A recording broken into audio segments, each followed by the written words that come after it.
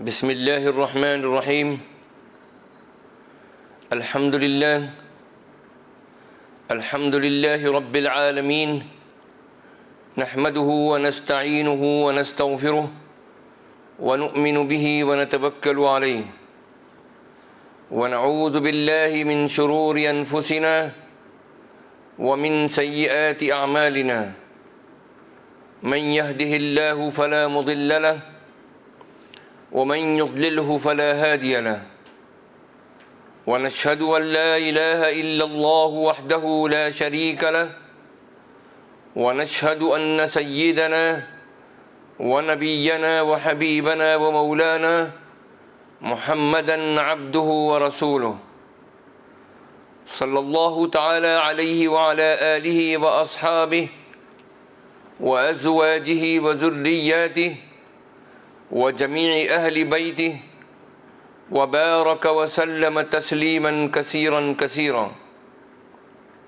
وبعد، فأعوذ بالله من الشيطان الرجيم. بسم الله الرحمن الرحيم. رب اشرح لي صدري ويسر لي أمري واحلل عقدة من لساني يفقه قولي. صدق الله العظيم. اللهم إني أسألك بأنك أنت الله، لا إله إلا أنت الأحد الصمد، الذي لم يلد ولم يولد ولم يكن له كفوا أحد. أيها الإخوة المؤمنون والأخوات المؤمنات،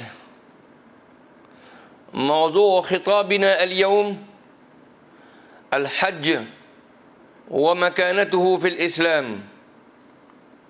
إن هذا الشهر الذي نمر به هذه الأيام إنما هو كما تعرفون شهر ذي الحجة الحرام، الذي يتوافد فيه ملايين المسلمين إلى مكة المكرمة لأداء الركن الخامس من أركان الإسلام، الحج، الذي سيكون بعد أيام إن شاء الله سبحانه وتعالى.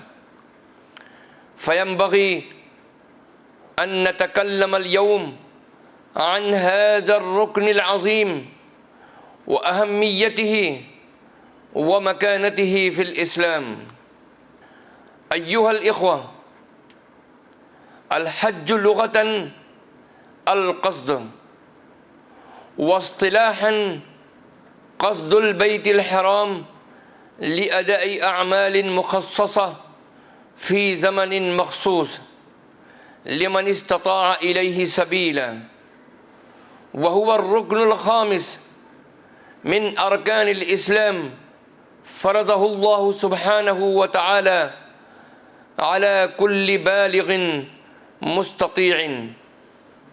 والحج المبرور هو الذي لا يخالطه اسم ولا ذنب ولا انحراف. قال الله سبحانه وتعالى في القرآن الكريم: أعوذ بالله من الشيطان الرجيم، بسم الله الرحمن الرحيم: وأتموا الحج والعمرة لله فإن أحصرتم فما استيسر من الهدي.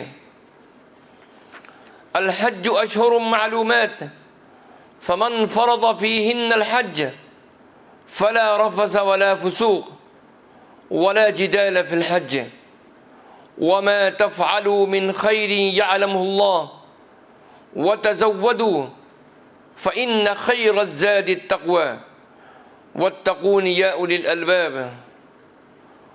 وقال تعالى في موضع آخر فيه آيات بينات مقام إبراهيم ومن دخله كان آمنا ولله على الناس حج البيت من استطاع إليه سبيلا ومن كفر فإن الله غني عن العالمين. وقال تعالى: وأذن في الناس بالحج يأتوك رجالا وعلى كل ضامر يأتين من كل فج عميق ليشهدوا منافع لهم ويذكروا اسم الله في أيام معلومات على ما رزقهم من بهيمة الأنعام فكلوا منها وأطعموا البائس الفقير. وبهذه المناسبة الكريمة نذكر نبذة من أقوال المصطفى صلى الله تعالى عليه وسلم عن ابن عمر رضي الله تعالى عنهما أن رسول الله صلى الله عليه وسلم قال: بني الإسلام على 5: شهادة أن لا إله إلا الله وأن محمد رسول الله وإقام الصلاة وإيتاء الزكاة وحج البيت وصوم رمضان. متفق عليه. وعن أبي هريرة رضي الله تعالى عنه قال: سمعت رسول الله صلى الله عليه وسلم يقول: من حج فلم يرفث ولم يفسق رجع كيوم ولدته أمه. متفق عليه. وعن أبي هريرة رضي الله عنه قال: سئل رسول الله صلى الله عليه وسلم: أي العمل أفضل؟ قال: إيمان بالله ورسوله. قيل: ثم ماذا؟ قال: الجهاد في سبيل الله. قيل: ثم ماذا؟ قال: حج مبرور. وهذا حديث متفق عليه. وعن أبي هريرة رضي الله عنه أن الرسول صلى الله عليه وسلم قال: العمرة إلى العمرة كفارة لما بينهما، والحج المبرور ليس له جزاء إلا الجنة. متفق عليه. وعن عائشة رضي الله تعالى عنها قالت: قلت يا رسول الله، نرى الجهاد أفضل العمل، أفلا نجاهد؟ فقال: لكن أفضل الجهاد حج مبرور. رواه البخاري. ويجدر بنا أن ننقل هنا من أقوال السلف الصالح رضوان الله عليهم أجمعين. قال عمر بن الخطاب رضي الله عنه: من أتى هذا البيت لا يريد إلا إياه فطاف به طوافا خرج من ذنوبه كيوم ولدته أمه. وقال الحسن البصري رحمه الله: إن الملائكة يتلقون الحجاج فيسلمون على أصحاب الجمال ويصافحون أصحاب البغال والحمير ويعانقون الرجل. قال أبو سعيد الخدري رضي الله عنه: حججنا مع عمر بن الخطاب رضي الله عنه في أول خلافته، فدخل المسجد حتى وقف على الحجر ثم قال: إنك حجر لا تضر ولا تنفع، ولولا أني رأيت رسول الله صلى الله عليه وسلم يقبلك ما قبلتك. فقال علي كرم الله وجهه: لا تقل مثل هذا يا أمير المؤمنين، فإنه يضر وينفع بإذن الله سبحانه وتعالى، فلولا أنك قرأت القرآن وعلمت ما فيه ما أنكرت عليه. فقال له عمر رضي الله عنه: يا أبا الحسن، وما تأويله من كتاب الله عز وجل؟ قال: يقول الله عز وجل: وإذ أخذ ربك من بني آدم من ظهورهم ذريتهم وأشهدهم على أنفسهم ألست بربكم قالوا بلى فلما أقروا بالعبودية كتب إقرارهم في رق ثم دعا هذا الحجر فألقمه ذلك الرق فهو أمين على هذا يشهد لمن وافاه يوم القيامة. قال عمر رضي الله تعالى عنه: يا أبا الحسن، لقد جعل الله بين ظهرانيكم من العلم غير قليل.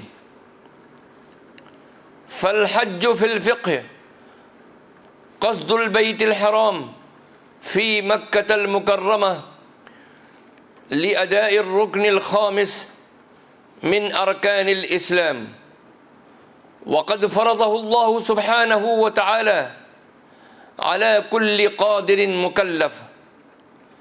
قال سبحانه وتعالى: ولله على الناس حج البيت من استطاع إليه سبيلا. ويتحتم على القادر على أدائه الامتثال لأمر الله سبحانه وتعالى والالتزام بما وضحه الرسول صلى الله عليه وسلم من شعائر يجب أن تؤدى على وجهها الصحيح. بل إن بعض العلماء يرى أن من ترك الحج وهو قادر عليه فقد كفر، وذلك لأن الله سبحانه وتعالى قال في كتابه الكريم على سبيل الأمر والالتزام: ولله على الناس حج البيت من استطاع إليه سبيلا ومن كفر فإن الله غني عن العالمين. فعبر سبحانه وتعالى بلفظ الكفر عن ترك الحج، فكأنه يقول: ومن ترك الحج مع القدرة عليه، كأنه إنكار لفريضة الحج. ومن أنكر فرضا من فرائض الإسلام وركنا من أركانه فكأنما أنكر الإسلام كله. لا فرق بين من ترك الصلاة وأنكرها ولا بين من ترك الحج عامدا متعمدا من غير عذر. والذي يدقق النظر في قوله تعالى: ومن كفر فإن الله غني عن العالمين، ومجيئها بعد قوله تعالى: ولله على الناس حج البيت من استطاع إليه سبيلا، سيجد في هذا التعبير التأكيد على وجوب الحج والتشديد على تاركه وهو قادر عليه. أما التعبير بقوله تعالى: إن الله غني عن العالمين، فقد قال كثير من المفسرين أن في هذا التعبير دلالة قوية على مقت تارك الحج مع قدرته واستطاعته، وفيه أيضا خذلان له وبعد من الله سبحانه وتعالى. ويكفي في الحج ما قرره المولى سبحانه من فوق 7 سماوات من أن فيه منافع للناس، بالإضافة إلى ذكر الله وشكره على نعمه في أيام معلومات. يقول سبحانه: وأذن في الناس بالحج يأتوك رجالا وعلى كل ضامر يأتين من كل فج عميق ليشهدوا منافع لهم ويذكروا اسم الله في أيام معلومات على ما رزقهم من بهيمة الأنعام فكلوا منها وأطعموا البائس الفقير. هذه الآيات في سورة الحج. وقال تعالى: وأذن، هذا نداء تهتز له جنبات الأرض وتطرب له قلوب المؤمنين المخبتين، لأنه يحمل معه ذكريات أبي الأنبياء سيدنا إبراهيم خليل الرحمن عليه الصلاة والسلام، حين انتهى من بناء البيت العتيق وأمره ربه أن ينادي الناس لحج بيته المعظم، فقال: يا رب، كيف يصل إليهم صوتي ويبلغهم ندائي وهم في أطراف الأرض؟ فقال له ربه: يا إبراهيم، قم ناد فيهم وادعهم لحج بيت الله وعلي البلاغ. فقام إبراهيم الخليل عليه الصلاة والسلام وارتقى على جبل أبي قبيس، ثم نادى بأعلى صوته: يا أيها الناس، إن ربكم بنى بيتا وأمركم بحج هذا البيت العتيق، فأجيبوا داعي ربكم وسارعوا إلى مرضاته. فأجاب كل من كتب الله له الحج وسبق في علمه تعالى أنه سيحج وهم في أصلاب آبائهم وأرحام أمهاتهم. لبيك اللهم لبيك، لبيك لا شريك لك لبيك، إن الحمد والنعمة لك والملك لا شريك لك. إنها الإجابة السريعة تفيض بالطاعة والخضوع لنداء الله عز وجل لهم على لسان خليله ورسوله إبراهيم عليه الصلاة والسلام، وكأنهم الآن يسمعون النداء فيسارعون إلى الإجابة بقولهم: لبيك اللهم لبيك، أي نستجيب لك يا رب إجابة بعد إجابة، ونهرع لطاعتك ملبين لدعوتك مرة بعد مرة.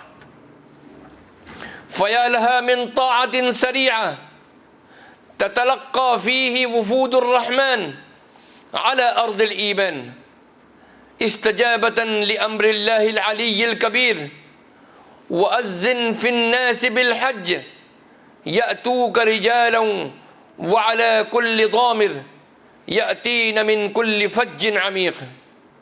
لنتأمل قول الله سبحانه وتعالى: يأتوك رجالا، فنجد أن معناها من يأتي إلى الحج ماشيا على رجليه.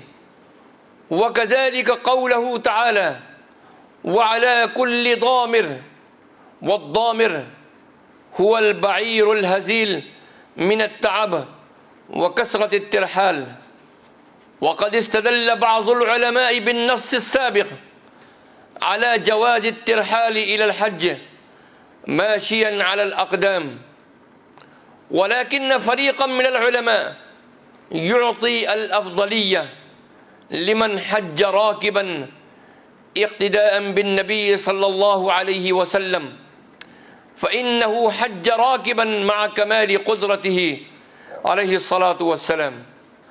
أما الحكمة في مشروعية الحج فقد بينها الله سبحانه وتعالى بقوله: جعل الله الكعبة البيت الحرام قياما للناس، أي انتعاشا لهم وصلاحا لأمر دينهم ودنياهم.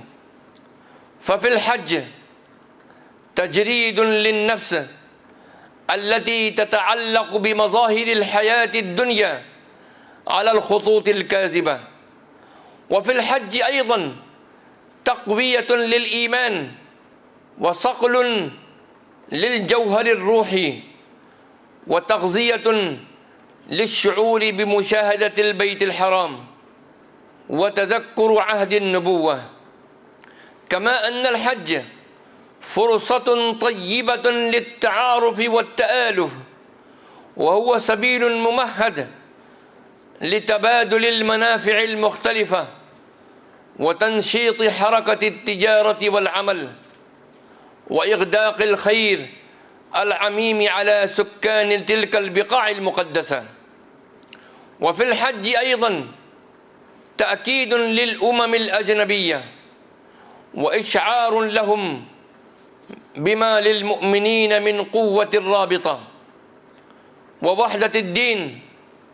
ولقد ضاعف الله سبحانه وتعالى المنة وأعظم الأجر لحجاج بيته وزوار حرمه، فجعل الله سبحانه وتعالى الحج من أوثق روابط الألفة والمحبة بين المسلمين الذين يفدون إلى بيت الله الحرام من شتى أنحاء المعمورة، يفدون على البلد الآمن ليؤدوا مناسك الحج والعمرة، يرددون شعارا واحدا: لبيك اللهم لبيك، لبيك لا شريك لك لبيك، إن الحمد والنعمة لك والملك لا شريك لك. فتذوب بينهم جميع الفوارق والامتيازات وغيرها، لأنهم تجردوا لله الواحد الأحد القهار. أيها المؤمنون في مشارق الأرض ومغاربها، فأي اجتماع أجل وأفضل من هذا الاجتماع الذي تلهج فيه جميع الألسن بذكر الله بمختلف اللغات واللهجات، وتجتمع فيه جميع الأجناس والألوان، ويتجه الملايين إلى بيت الله الذي كانوا يتجهون إليه بالصلاة كل يوم 5 مرات